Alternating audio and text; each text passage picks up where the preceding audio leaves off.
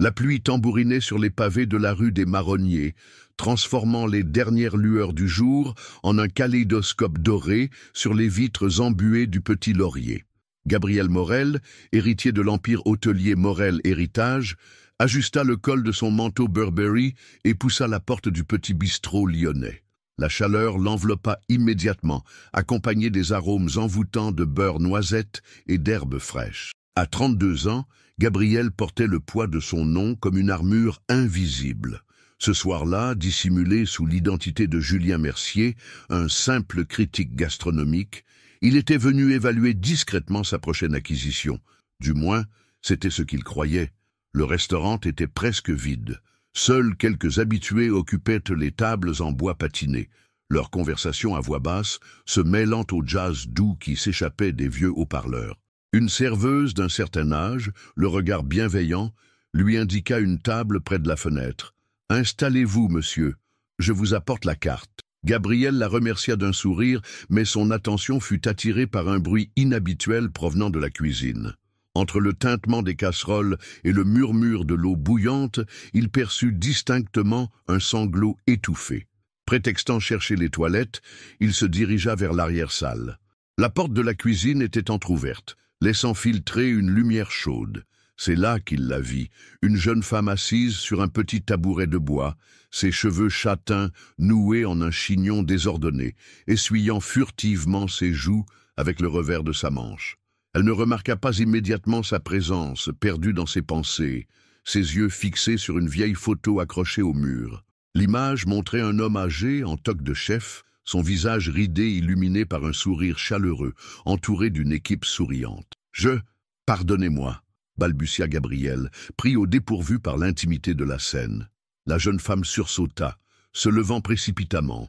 Ses yeux verts, encore brillants de larmes, croisèrent les siens. « Oh, les toilettes sont de l'autre côté, dit-elle, tentant maladroitement de reprendre contenance. « Je m'appelle Julien, mentit Gabriel, poussé par une impulsion qu'il ne comprenait pas encore. Je suis critique gastronomique. »« Élise Bernard, répondit-elle, passant une main sur son tablier. J'étais la sous-chef de Maurice. Il nous a quittés il y a 3 mois. Sa voix se brisa légèrement sur ces derniers mots, et Gabriel sentit quelque chose remuer en lui.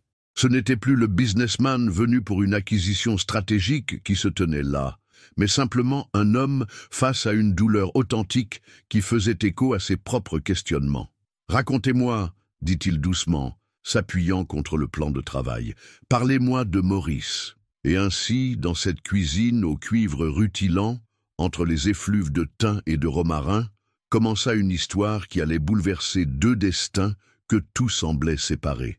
Assise sur une caisse renversée, Élise parlait de Maurice avec une tendresse qui illuminait son visage, encore humide de larmes. Ses mains dansaient dans l'air tandis qu'elle décrivait les gestes précis du vieux chef, son obsession pour le timing parfait, sa façon unique de transformer les plats les plus simples en œuvres d'art. Il disait toujours que la cuisine, c'est comme la vie. Il faut savoir doser l'amertume et la douceur, expliqua-t-elle, un sourire mélancolique aux lèvres. Maurice m'a tout appris, pas seulement les recettes, mais l'âme de la cuisine française. Gabriel l'écoutait, fasciné. Dans le monde aseptisé des restaurants étoilés et des hôtels de luxe qu'il fréquentait, il n'avait jamais ressenti une telle authenticité. Chaque mot d'Élise respirait la passion, chaque geste trahissait un amour profond pour cet art qu'elle avait appris aux côtés de son mentor. Mais maintenant, poursuivit-elle, sa voix se brisant légèrement, le restaurant va être vendu. Un grand groupe hôtelier, Morel quelque chose. Ils vont probablement tout transformer en un énième bistrot branché sans âme. Gabriel sentit son cœur se serrer. Lui qui était venu pour évaluer froidement la rentabilité potentielle du lieu, se retrouvait soudain confronté aux conséquences humaines de ses décisions d'affaires. « Et si » commença-t-il, cherchant ses mots avec précaution. « Et si je vous aidais à moderniser le restaurant tout en préservant son essence ? J'ai quelques connaissances en gestion et avec votre talent. » Élise le regarda avec surprise, puis méfiance. « Pourquoi feriez-vous ça? Vous ne me connaissez même pas. » « Parfois, il suffit d'un instant pour reconnaître quelque chose d'authentique, » répondit-il, surpris par sa propre sincérité. « Laissez-moi vous aider. En échange, Vous pourriez m'apprendre les secrets de Maurice? Un bruit de casserole dans la salle les fit sursauter.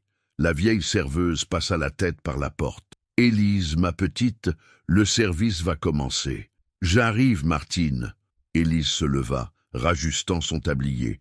Elle hésita un instant, puis se tourna vers Gabriel. « Revenez demain matin, avant l'ouverture. Je vous montrerai comment Maurice préparait sa sauce au vin rouge. Mais je vous préviens, ce n'est pas un cours de cuisine pour amateurs. »« Je serai là, » promit Gabriel, conscient qu'il venait de s'engager dans quelque chose qui dépassait largement le cadre de sa mission initiale.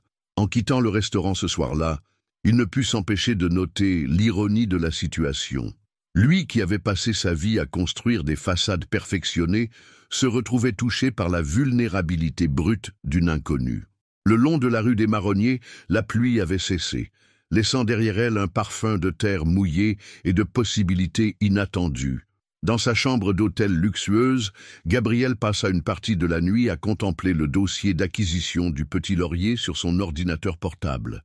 Les chiffres, les projections, les analyses de marché, tout lui semblait soudain terriblement vide de sens face au souvenir des yeux brillants d'Élise parlant de sa passion pour la cuisine. Il ferma son ordinateur et s'approcha de la fenêtre. Les lumières de Lyon scintillaient sous un ciel qui s'éclaircissait doucement. Pour la première fois depuis longtemps, il avait hâte de voir le soleil se lever. L'aube pointait à peine lorsque Gabriel arriva au Petit Laurier le lendemain matin.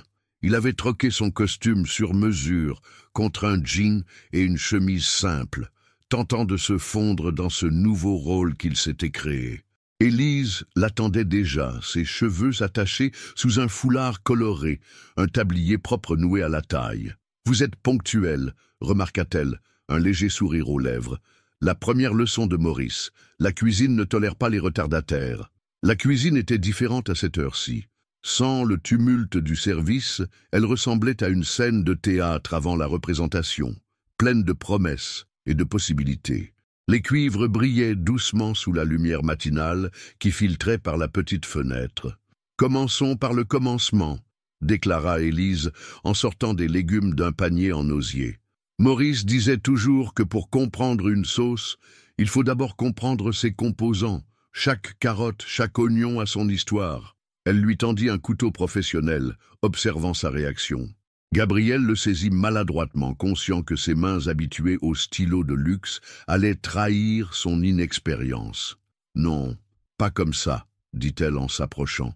Sans hésitation, elle prit sa main pour corriger sa prise. « Le couteau doit être le prolongement de votre bras. » Comme ça, le contact de ses doigts sur les siens provoqua chez Gabriel un frisson inattendu. Il y avait dans ce geste simple une intimité qui le déstabilisa plus que toutes les négociations commerciales qu'il avait menées. Pendant les 2 heures qui suivirent, Élise lui enseigna les bases de la préparation des légumes. Elle riait de ses maladresses, mais avec une gentillesse qui rendait ses échecs moins embarrassants. Peu à peu, il commença à comprendre ce qu'elle voulait dire par « l'âme de la cuisine ». « Maintenant, » dit-elle en sortant une bouteille de vin rouge, « je vais vous montrer comment Maurice préparait sa sauce.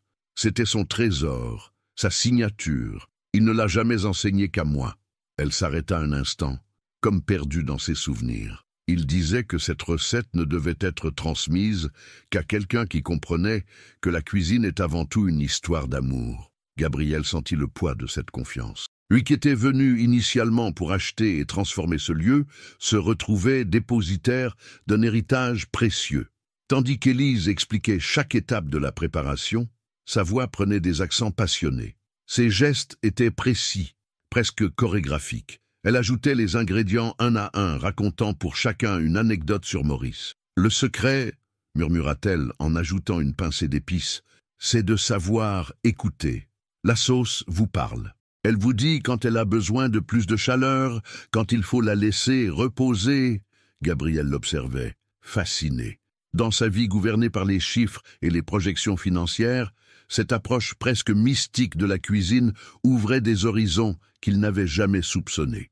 À la fin de la matinée, alors qu'ils dégustaient ensemble la sauce sur un morceau de pain frais, Élise lui demanda soudain « Et vous, Julien, qu'est-ce qui vous pousse vraiment à vouloir m'aider ?» La question le prit au dépourvu.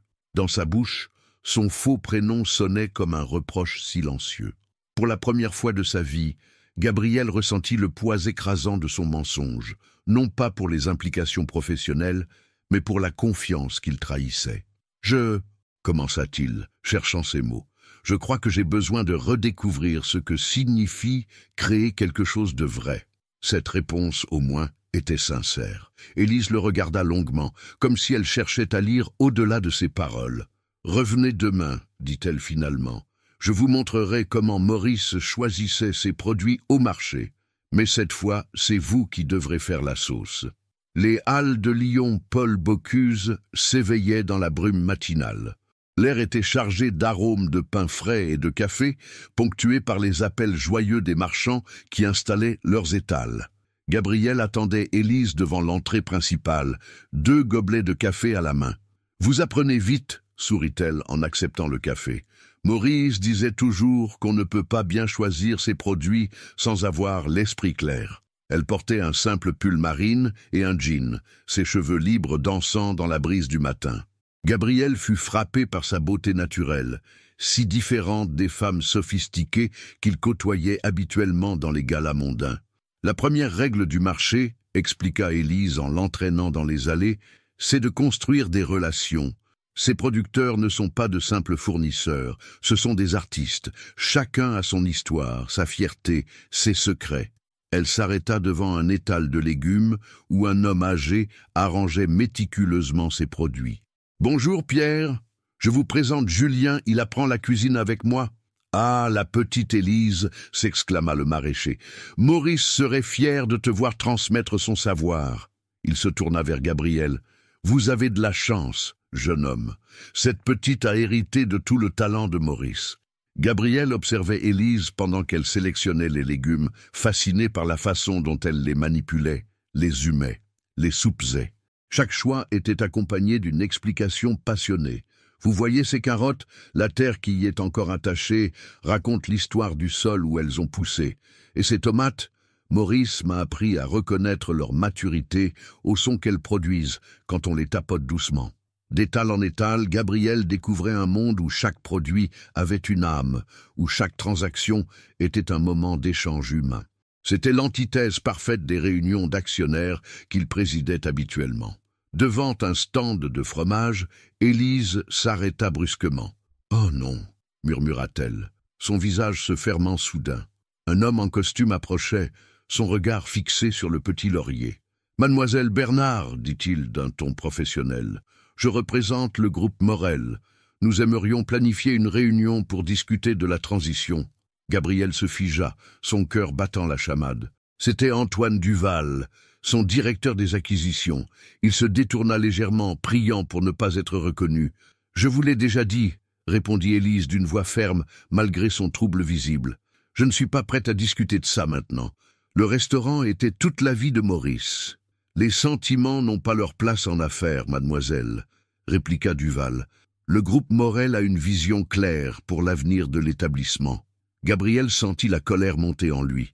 C'était exactement le genre de phrase qu'il aurait pu prononcer lui-même quelques jours plus tôt.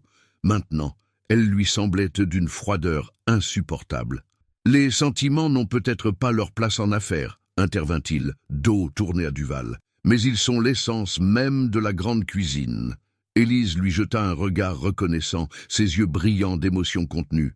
Duval haussa les épaules et s'éloigna, laissant derrière lui un silence pesant. « Merci, » murmura Élise après un moment. « C'est difficile. Chaque jour, j'ai l'impression que le monde de Maurice s'éloigne un peu plus. » Sans réfléchir, Gabriel prit sa main et la serra doucement. Ce simple contact semblait porter plus de vérité que tous les mots qu'il n'osait pas prononcer. « Venez !» dit-elle finalement, « il nous reste les herbes à choisir. Maurice disait toujours que les herbes sont comme les notes de musique. C'est leur harmonie qui crée la mélodie parfaite. » Alors qu'ils reprenaient leur parcours dans les allées du marché, Gabriel sentait le poids de son mensonge devenir de plus en plus lourd. Chaque moment de confiance partagé avec Élise rendait sa véritable identité plus difficile à révéler. De retour au Petit Laurier, Élise semblait encore troublée par la rencontre au marché. Elle disposa les achats sur le plan de travail, avec des gestes moins assurés que d'habitude, son regard parfois perdu dans le vide. « Vous savez, dit-elle en sortant une vieille marmite en cuivre, Maurice avait l'habitude de dire que certains jours, il faut cuisiner ses émotions pour les comprendre. » Elle sortit un carnet usé d'un tiroir de la cuisine, ses pages jaunies couvertes d'une écriture serrée et de taches de sauce. C'était son journal de cuisine. Chaque recette raconte un moment de sa vie. Gabrielle s'approcha doucement, tandis qu'elle feuilletait les pages avec précaution. Ses doigts s'arrêtèrent sur une recette intitulée « Soupe de l'espoir ». Il a créé celle-ci quand le restaurant a failli fermer la première fois, il y a 15 ans, expliqua-t-elle, sa voix tremblant légèrement. C'était pendant la crise économique. Il disait que cette soupe avait le pouvoir de réchauffer même les cœurs les plus glacés par la peur. « Montrez-moi » murmura Gabrielle, touchée par cette vulnérabilité partagée. Élise commença à rassembler les ingrédients, expliquant chaque choix avec une émotion palpable. Les poireaux représentent l'enracinement, la connexion à la terre. Les pommes de terre, c'est le réconfort des choses simples. Et le safran, Maurice disait que c'était comme un rayon de soleil dans l'obscurité. Pendant qu'ils travaillaient côte à côte, Gabrielle observait comment la cuisine semblait apaiser peu à peu l'anxiété d'Élise. Ses gestes retrouvaient leur assurance. Sa respiration devenait plus régulière. « À vous de couper les poireaux », dit-elle en lui tendant le couteau. « Rappelez-vous ce que je vous ai appris hier. » Gabrielle se concentra sur sa tâche, surpris de constater que ses mains se souvenaient des gestes enseignés. Le rythme régulier du couteau sur la planche était presque méditatif. « Parfait, » sourit Élise. « Vous voyez, quand on respecte le produit, il nous le rend bien. » Elle s'approcha pour vérifier sa technique et Gabrielle sentit son parfum léger, un mélange de vanille et d'herbes fraîches. Leur proximité physique créait une tension douce, comme une mélodie jouée en sourdine. Maurice avait une théorie, poursuivit-elle en ajoutant les légumes dans la marmite. Il disait que chaque grande recette naît d'un moment de vérité, que pour créer quelque chose d'authentique, il faut d'abord être honnête avec soi-même. Ces mots frappèrent Gabrielle comme un coup au cœur. Lui qui vivait dans le mensonge depuis leur rencontre se sentit soudain profondément indigne de cette confiance partagée. « Élise, commença-t-il, la gorge serrée. Mais elle était concentrée sur la soupe, ajoutant le safran avec des gestes précis. « Regardez comme la couleur change, dit-elle avec émerveillement. C'est comme si le soleil se levait dans la marmite. » L'odeur qui s'élevait était extraordinaire, réconfortante et complexe à la fois. Élise remua doucement le liquide doré, puis tendit une cuillère à Gabrielle. « Goûtez, dit-elle simplement. La première bouchée le transporta. C'était comme si chaque saveur racontait une histoire. La douceur des poireaux, la chaleur du safran, le réconfort des pommes de terre. Pour la première fois de sa vie, Gabrielle comprit vraiment ce que signifiait la cuisine émotionnelle. C'est... Il chercha ses mots. « C'est comme si je pouvais goûter l'espoir. » Élise sourit, ses yeux brillants de larmes contenues. C'est exactement ce que disait Maurice. Elle prit elle-même une cuillère, et pendant un moment, ils restèrent là, savourant en silence cette soupe chargée de souvenirs et d'émotions. « Vous savez, dit-elle finalement, depuis que Maurice est parti, je n'avais jamais osé refaire cette recette seule. Merci d'avoir été là aujourd'hui. » Gabrielle sentit son cœur se serrer. Dans le monde des affaires, il avait l'habitude de contrôler chaque situation. Mais ici, dans cette cuisine, face à cette femme qui lui ouvrait son cœur, il se sentait complètement désarmé par la sincérité du moment. Le téléphone de Gabrielle vibrait sans cesse dans sa poche, tandis qu'il aidait Élise à préparer le service du soir. Des messages urgents de son conseil d'administration, des appels manqués d'Antoine Duval, des emails marqués « urgents » concernant l'acquisition du Petit Laurier. Son autre vie le rattrapait, implacable. « Tout va bien ?» demanda Élise en le voyant vérifier discrètement son téléphone pour la 3e fois en 10 minutes. « Oui, juste, des complications professionnelles, » répondit-il évasivement, rangeant l'appareil avec culpabilité. La cuisine bourdonnait d'activités préparatoires. Martine, la vieille serveuse, entrait et sortait en fredonnant, disposant les couverts dans la salle.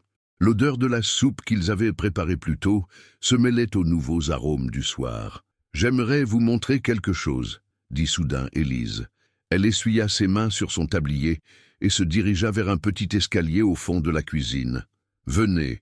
Elle le conduisit à l'étage, dans une petite pièce qui servait visiblement de bureau. Les murs étaient couverts de photos en noir et blanc, de coupures de journaux jaunis, de menus encadrés. C'était comme un musée miniature de l'histoire du Petit Laurier. « C'était le bureau de Maurice », expliqua-t-elle doucement. Il collectionnait les souvenirs de chaque moment important du restaurant. Gabrielle s'approcha d'une photo particulièrement touchante. Un très jeune Maurice, dans les années 60, posant fièrement devant la devanture du restaurant. À ses côtés, une femme souriante tenait un bébé dans ses bras. Sa femme, Claire, et leur fille, précisa Élise. Claire est partie il y a 10 ans et leur fille vit en Australie maintenant. Le restaurant, c'était toute sa famille. Elle s'arrêta devant une photo plus récente où on la voyait elle-même, plus jeune, aux côtés de Maurice. Tous deux riaient en tenant une énorme truffe noire. « C'était mon premier jour comme apprenti, sourit-elle, caressant doucement le cadre. J'avais 18 ans, aucune expérience, juste une passion dévorante pour la cuisine. Maurice a vu quelque chose en moi que je ne voyais pas moi-même. » Gabrielle observa son profil alors qu'elle se perdait dans ses souvenirs. La lumière douce du soir qui filtrait par la petite fenêtre donnait à la scène une qualité presque picturale. « Il m'a appris que la cuisine n'est pas qu'une question de technique, » poursuivit-elle. « C'est une façon de dire « je t'aime » sans prononcer les mots. Chaque plat raconte une histoire d'amour, pour les ingrédients, pour les traditions, pour les gens qu'on nourrit. » Elle se tourna vers lui, ses yeux brillants d'une émotion contenue. « Quand j'ai appris que le restaurant allait être vendu, j'ai eu l'impression de perdre Maurice une deuxième fois. Comme si tout ce qu'il avait construit, tout ce qu'il m'avait transmis, allait disparaître. » Gabrielle sentit son cœur se déchirer. Chaque mot d'Élise rendait sa position de plus en plus intenable. Il voulait lui dire la vérité, lui expliquer qui il était vraiment, mais la peur de perdre ces moments précieux le paralysait. « Élise, » murmura-t-il. « Un bruit de casserole tombant dans la cuisine les fit sursauter. « Oh non, le service !» s'exclama Élise. « Nous devons redescendre. » Alors qu'elle se précipitait vers l'escalier, elle s'arrêta brièvement et se tourna vers lui. « Merci d'être là, Julien. Ces derniers jours, c'est comme si le restaurant reprenait vie. Comme si Maurice était encore un peu là, à travers nous. » Gabrielle resta un moment seule dans le bureau, contemplant les visages souriants sur les photos. Son téléphone vibra à nouveau. Un message de son assistante lui rappelant la réunion du conseil d'administration prévue pour la semaine suivante, où il devrait présenter sa décision finale concernant l'acquisition du Petit Laurier. Dans la pénombre du bureau de Maurice, entouré par les échos d'une vie consacrée à la cuisine et à l'amour, Gabrielle Morel comprit qu'il approchait d'un point de non-retour. Le service du soir battait son plein au Petit Laurier. C'était le jeudi des habitués.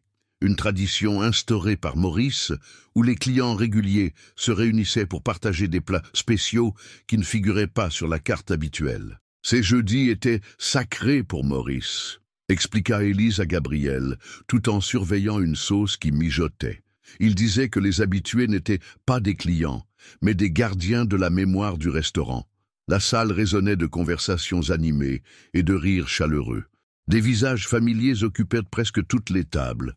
Monsieur Laurent, le libraire du quartier, qui venait depuis 30 ans, Madame Rousseau, une professeure de piano à la retraite, qui avait fêté tous ses anniversaires ici, le couple Dubois, qui s'était rencontré au restaurant dans les années 80. « Ce soir, je vais leur servir la soupe de l'espoir », annonça Élise. « Ils la reconnaîtront immédiatement. Maurice ne la préparait que dans les moments importants. » Gabrielle observait l'aisance avec laquelle elle naviguait entre les fourneaux, dirigeant la petite équipe de cuisine avec une autorité naturelle. Elle s'arrêtait parfois pour échanger quelques mots avec Martine, qui entrait et sortait de la cuisine en fredonnant toujours les mêmes airs d'Édith Piaf. « Julien !» appela Élise. « Pouvez-vous goûter cette sauce ?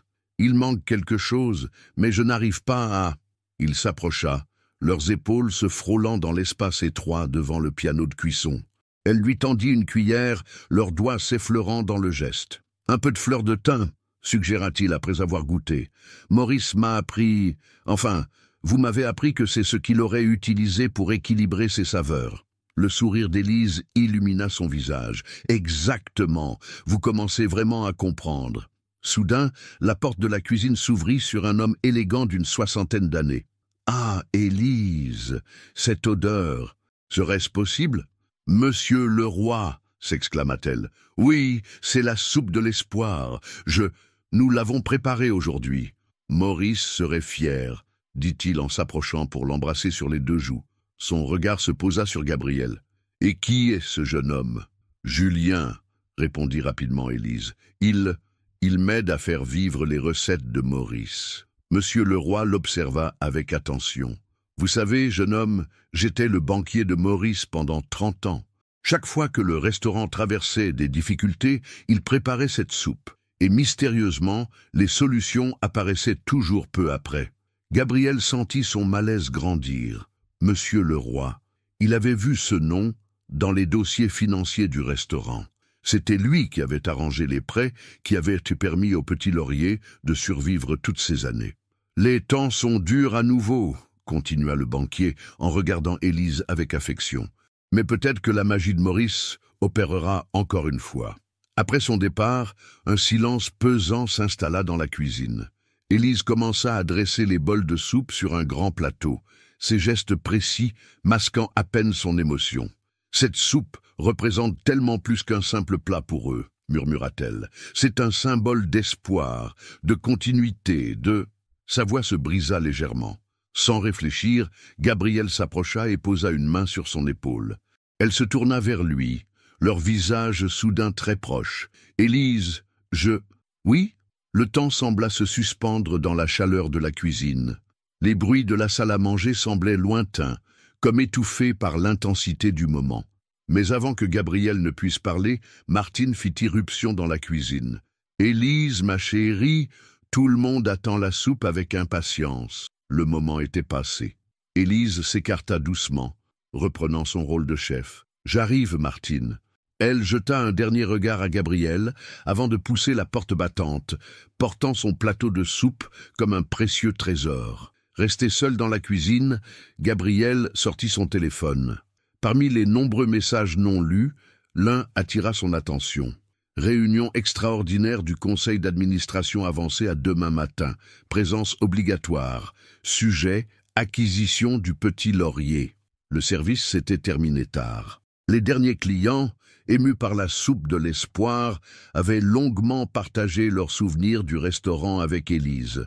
Maintenant, dans la cuisine silencieuse, elle et Gabriel rangeaient tranquillement, leurs gestes synchronisés par l'habitude naissante de travailler ensemble. « Ils ont tous dit que la soupe était exactement comme celle de Maurice, » murmura Élise, essuyant une marmite en cuivre. « C'est la première fois que je sens vraiment que j'ai réussi à capturer son essence. » La cuisine, encore tiède des fourneaux éteints, baignait dans une lumière tamisée. Seule la petite lampe au-dessus du plan de travail était encore allumée, créant une atmosphère intime. « C'est grâce à vous aussi, » continua-t-elle, se tournant vers Gabriel. « Votre présence, elle m'a donné le courage de revisiter ses recettes, ses souvenirs. » Elle s'arrêta un moment, contemplant son reflet dans le cuivre brillant. « Vous savez, depuis la mort de Maurice, je me suis senti tellement seul, comme si je portais un poids trop lourd pour mes épaules. » Gabriel posa le torchon qu'il tenait,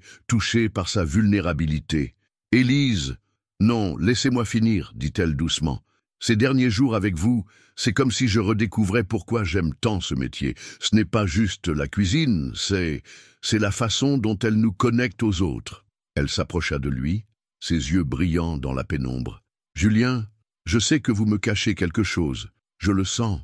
Mais je sens aussi que ce qui se passe entre nous est réel. » Le cœur de Gabriel battait si fort qu'il était sûr qu'elle pouvait l'entendre. Son téléphone dans sa poche semblait peser 1 tonne. Un rappel constant de la réunion du lendemain matin, de la décision qu'il devrait prendre. « Il y a des choses que je dois vous dire, » commença-t-il, sa voix rauque d'émotion. « Des choses qui pourraient tout changer. » Élise posa un doigt sur ses lèvres, l'interrompant doucement. « Pas ce soir. Ce soir, j'aimerais vous montrer quelque chose. » Elle se dirigea vers l'arrière-cuisine et en revint avec une bouteille poussiéreuse. C'est un vieux Bourgogne que Maurice gardait pour une occasion spéciale. Il disait toujours qu'il y a des moments dans la vie où le vin n'est pas juste du vin, mais un témoin de l'histoire qu'on écrit. Ils montèrent dans le bureau de Maurice, où Élise sortit 2 verres délicats d'une vitrine. La ville scintillait par la fenêtre, ses lumières dansant comme des étoiles terrestres. « À Maurice !» dit-elle en levant son verre, et aux nouvelles histoires qui commencent parfois dans les endroits les plus inattendus. Le vin était extraordinaire, complexe et profond comme les sentiments qui tourbillonnaient dans le cœur de Gabriel. Dans la pénombre du bureau, entouré par les souvenirs de Maurice, le temps semblait suspendu. « J'ai quelque chose à vous avouer aussi », murmura Élise après un long moment de silence. « Quand je vous ai trouvé dans la cuisine ce premier soir, je pleurais parce que je venais de recevoir une lettre de la fille de Maurice. Elle vit en Australie, vous savez. Elle m'a proposé de venir la rejoindre, de recommencer là-bas, loin de tous ses souvenirs. » Gabriel sentit son cœur se serrer. « Et vous allez accepter ?»« Je ne sais pas, » répondit-elle, sa voix à peine audible. « Pendant des jours, j'ai pensé que c'était peut-être la meilleure solution, mais maintenant... » Elle laissa sa phrase en suspens, leurs regards se croisant dans la pénombre.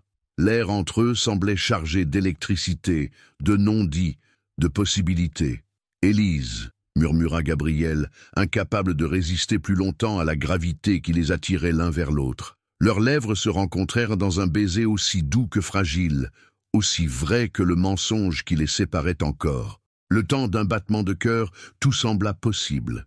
Puis le téléphone de Gabriel vibra dans sa poche, comme un rappel cruel de la réalité qui les attendait au matin.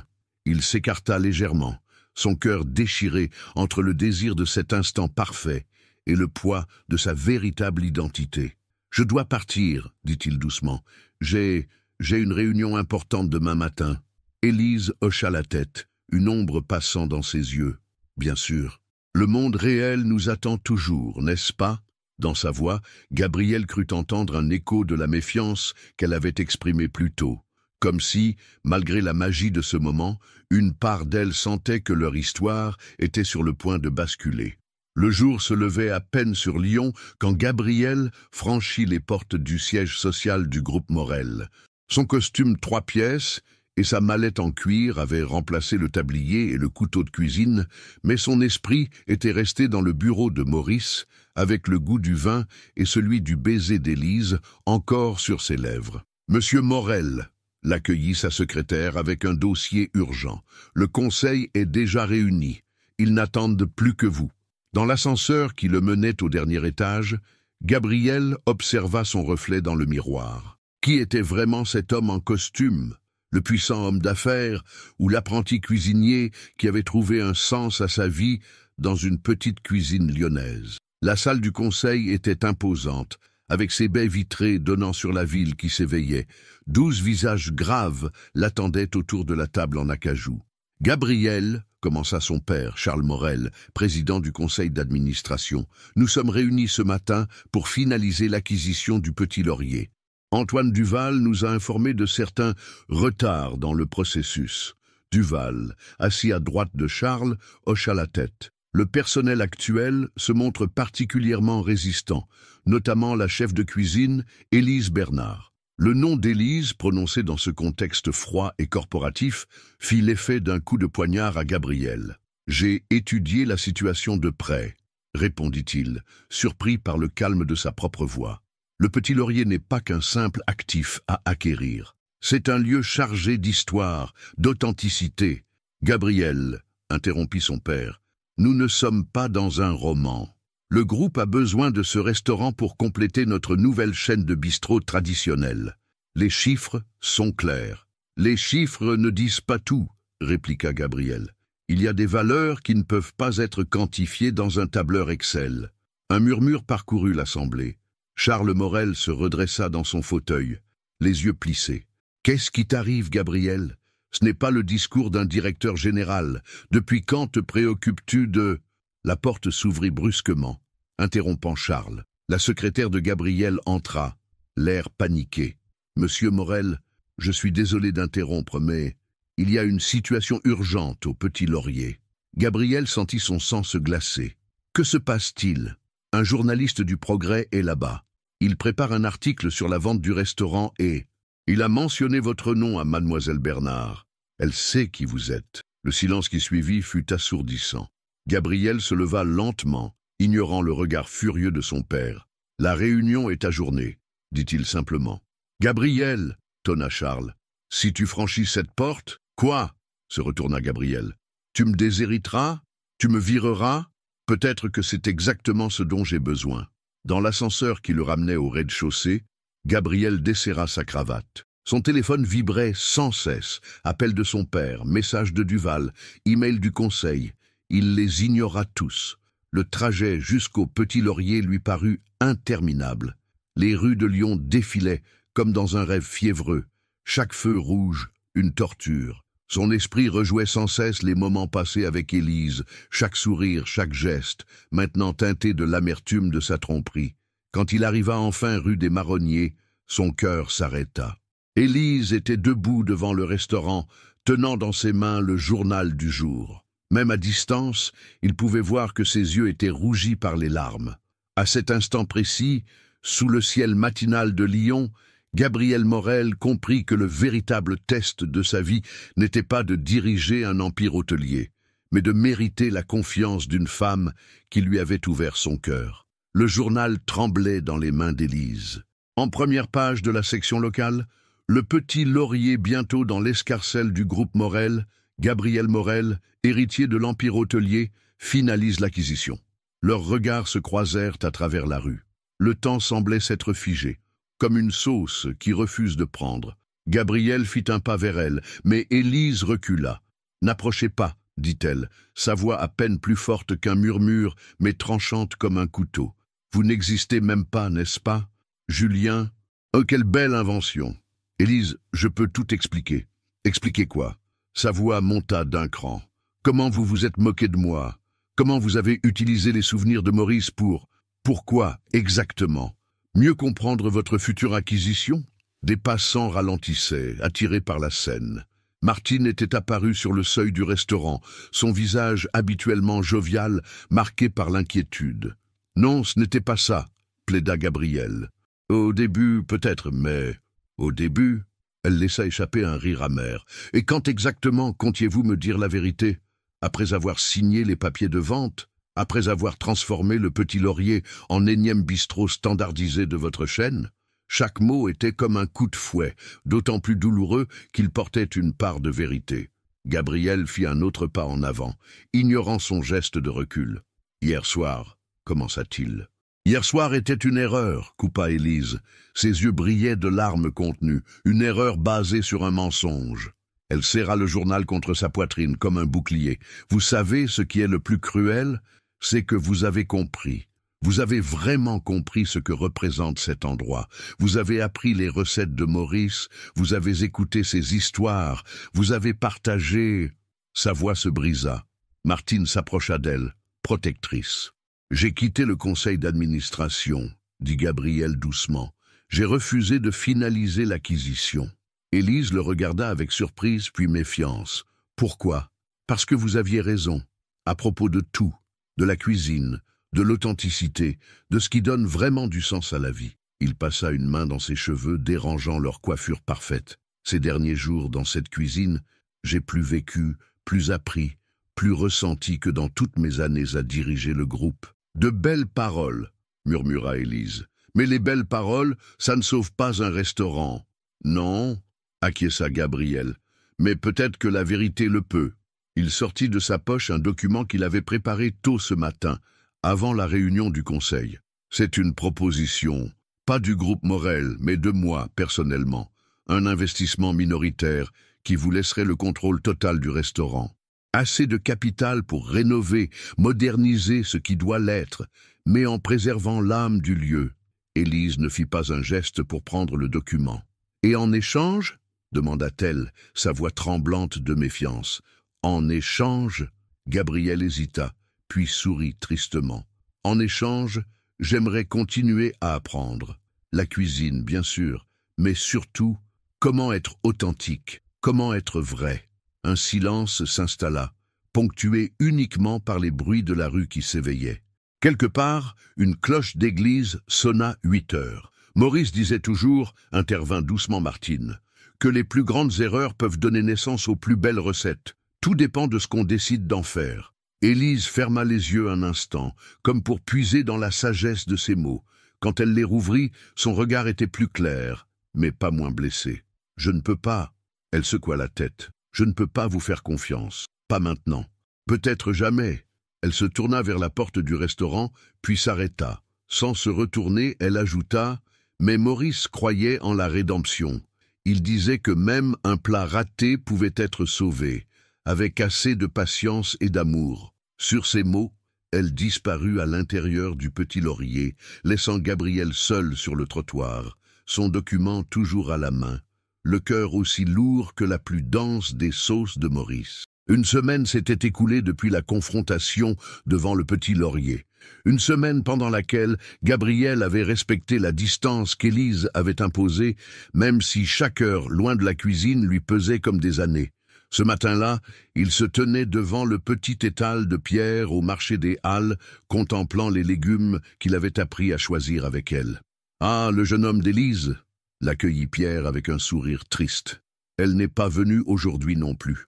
Première fois en 5 ans qu'elle manque 2 marchés de suite. » Gabriel hocha la tête, touchant doucement une tomate comme Élise lui avait montré. « Je sais, c'est compliqué. »« L'amour l'est toujours, » répondit le vieil homme en arrangeant ses légumes. « Mais vous savez ce que Maurice disait toujours, dans la cuisine comme dans la vie, ce sont les plats les plus compliqués qui donnent les saveurs les plus riches. » Gabriel sourit malgré lui. Même ici, l'esprit de Maurice semblait le suivre, le guider. « Monsieur, hésita-t-il, vous qui la connaissez depuis si longtemps, ce que vous devriez faire ?» Pierre s'arrêta, le regardant avec sagesse. « Vous savez, jeune homme, quand un plat est trop salé, on ne peut pas enlever le sel, mais on peut créer de nouveaux équilibres, transformer l'erreur en quelque chose de différent, peut-être même de meilleur. » Gabriel réfléchit à ces paroles tout en marchant dans les allées du marché. Il s'arrêta devant chaque commerçant qu'Élise lui avait présenté, écoutant leurs histoires, leurs conseils, leurs souvenirs de Maurice. De retour dans son appartement luxueux, il prit une décision. S'asseyant à son bureau, il commença à écrire dans un carnet neuf « Recette du pardon » par Gabriel Morel, inspiré des leçons d'Élise Bernard et Maurice Blanc. Ingrédients: une tasse de vérité pure, une pincée de courage, un bouquet d'humilité, des larmes de regret à volonté, un cœur entier mis à nu l'essence du temps. Préparation. Il passa l'après-midi à écrire, raturant, recommençant, comme Élise lui avait appris à le faire pour les recettes importantes. À la tombée du jour, il se rendit au petit laurier. Martine, qui essuyait les tables pour le service du soir, le regarda avec surprise. « Elle n'est pas là ?» dit-elle doucement. « Je sais, » répondit Gabriel. « Je voudrais juste laisser quelque chose. » Il sortit de sa sacoche un paquet soigneusement emballé et le petit carnet. Le paquet contient tous les documents légaux. J'ai transféré mes parts personnelles dans le groupe Morel à une fondation indépendante. Le conseil d'administration ne peut plus toucher au petit laurier. Élise en est désormais la seule propriétaire. Martine prit le paquet, émue. Et le carnet, c'est plus personnel. Une recette que j'ai essayé d'écrire. Probablement mal, sûrement maladroitement, mais avec tout mon cœur. Il se dirigea vers la sortie, puis s'arrêta. Martine, dites-lui aussi que je serai au marché chaque matin à l'étal de Pierre. Si un jour, elle veut m'apprendre à mieux faire cette recette. » Cette nuit-là, dans la cuisine silencieuse du petit laurier, Élise trouva le carnet posé près du fourneau de Maurice. Ses mains tremblaient légèrement en l'ouvrant. Au fil des pages, elle découvrit non seulement la recette du pardon, mais aussi des notes détaillées de chaque leçon qu'elle lui avait donnée, des croquis, des gestes qu'elle lui avait montrés, des citations de Maurice qu'elle lui avait partagées. Sur la dernière page, une simple phrase: « Certaines recettes prennent du temps à parfaire. Je serai patient. » Une larme tomba sur le papier, diluant légèrement l'encre. Mais cette fois, ce n'était pas une larme de tristesse. C'était une larme qui contenait une promesse, comme ces sauces qui ont besoin de réduire lentement pour révéler leur vraie saveur. Les jours s'écoulaient, comme une sauce qui mijote doucement. Chaque matin, Gabriel se rendait au marché des Halles, échangeant quelques mots avec Pierre et les autres commerçants. Chaque matin, il choisissait soigneusement des produits, appliquant tout ce qu'Élise lui avait enseigné. Et chaque matin, il laissait un petit panier de ses meilleurs choix à l'arrière du petit laurier, avec une note détaillant pourquoi il avait sélectionné chaque produit. Les tomates sont parfaitement mûres aujourd'hui, leur peau légèrement tendue, comme vous me l'aviez montré. Les herbes de Provence viennent de la nouvelle récolte de Madame Laurent.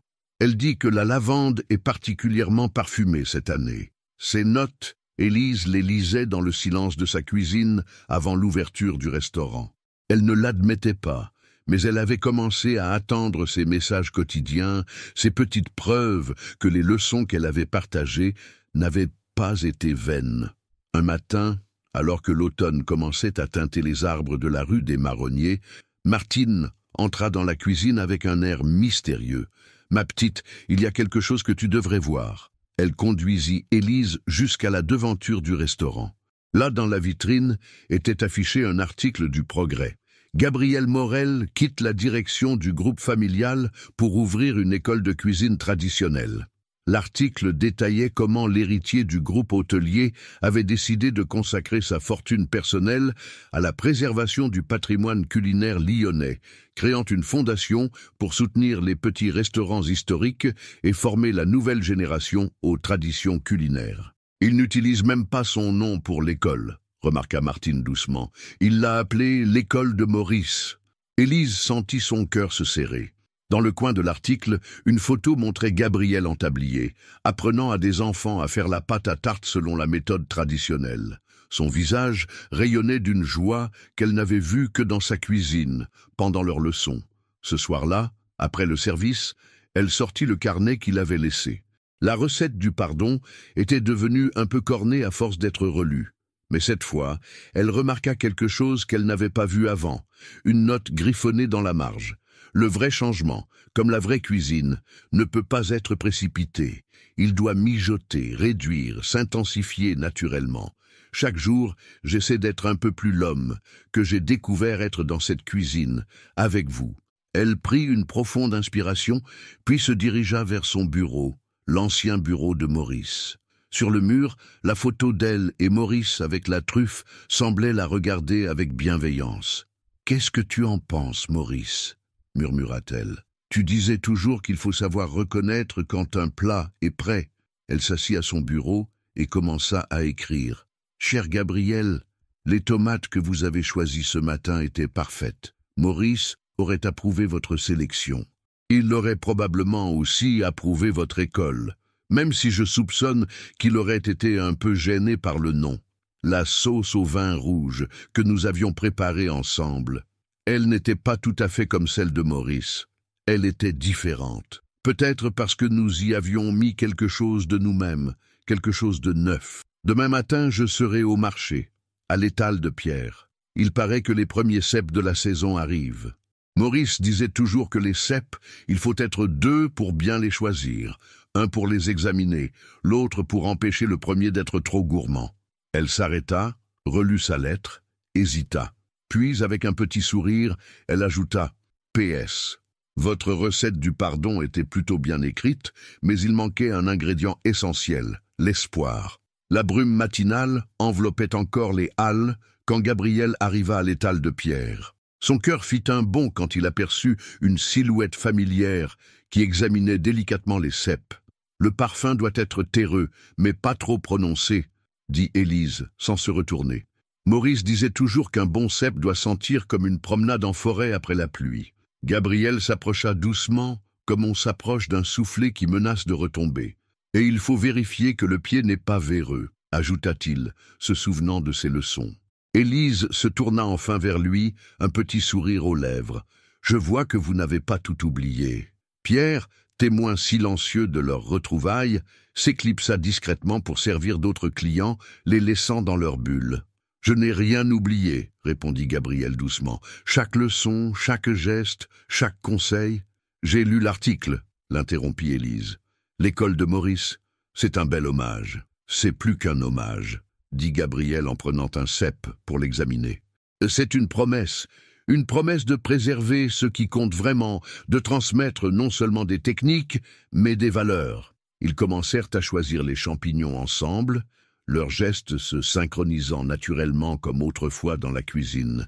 Le silence entre eux n'était plus lourd de reproches, mais confortable, comme une sauce qui a trouvé son point d'équilibre. « Les enfants de votre école, » dit finalement Élise, « ils apprennent quoi exactement ?»« Tout ce que vous m'avez appris, » répondit Gabriel. « Que la cuisine n'est pas qu'une question de recettes, mais d'histoire, de connexion, d'amour. Que chaque ingrédient a une âme, chaque plat une mémoire. » Il hésita un instant avant d'ajouter « J'aimerais que vous veniez voir l'école un jour. Les enfants adoreraient apprendre la soupe de l'espoir. » Élise caressa distraitement un cep, perdu dans ses pensées. « Maurice serait content, dit-elle finalement, de voir son héritage continuer ainsi. »« Mais ce n'est pas que son héritage, » répondit Gabriel. « C'est aussi le vôtre. Tout ce que je transmets, je l'ai appris de vous. » Leurs regards se croisèrent, et pour la première fois depuis la révélation, Élise ne détourna pas les yeux. « Vous savez, » dit-elle en commençant à remplir un panier de leur sélection, « j'ai reçu une autre lettre de la fille de Maurice. Elle comprend maintenant pourquoi je ne peux pas quitter le petit laurier. Certaines racines sont trop profondes pour être transplantées, et certaines transformations trop importantes pour être ignorées, » ajouta Gabriel doucement. Élise hocha la tête, un sourire jouant sur ses lèvres. « J'ai une nouvelle recette en tête, » dit-elle. « Quelque chose qui combine la tradition et l'innovation, comme une sorte de renaissance, comme une réconciliation, » suggéra Gabriel, son cœur battant plus fort. « Peut-être, » répondit-elle, « mais pour la réussir, j'aurai besoin d'un sous-chef qui comprend vraiment l'importance de l'honnêteté dans la cuisine. » Les bruits du marché semblaient s'être estompés autour d'eux, laissant place à une intimité retrouvée, différente de la première, plus profonde peut-être. « Je connais quelqu'un, » dit Gabriel avec un sourire, « qui a appris cette leçon de la manière la plus difficile, mais qui ne l'oubliera jamais. » Élise prit le panier de cèpes et le lui tendit. « Alors peut-être qu'il devrait venir ce soir au restaurant, après le service. La cuisine est plus calme à ce moment-là, parfaite pour créer de nouvelles recettes. » Alors qu'ils se dirigeaient vers d'autres étals, leurs pas naturellement synchronisés, Pierre les observait avec un sourire satisfait. « Ah, Maurice, » murmura-t-il pour lui-même, « tu avais raison. Les meilleures recettes sont celles qui prennent le temps de mijoter. » 1 an plus tard, la cuisine du Petit Laurier bourdonnait d'une énergie particulière. Les cuivres brillaient sous la lumière dorée du soir, et l'air était chargé d'arômes prometteurs. Élise et Gabriel travaillaient côte à côte, leurs gestes parfaitement coordonnés après des mois de collaboration.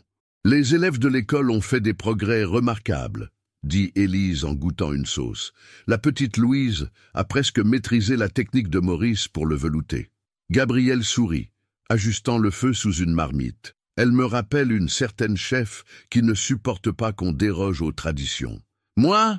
Élise lui donna un léger coup de torchon. « Je te rappelle que c'est moi qui ai suggéré d'ajouter du gingembre dans la soupe de l'espoir. » « Une innovation qui aurait rendu Maurice fier, » acquiesça Gabriel.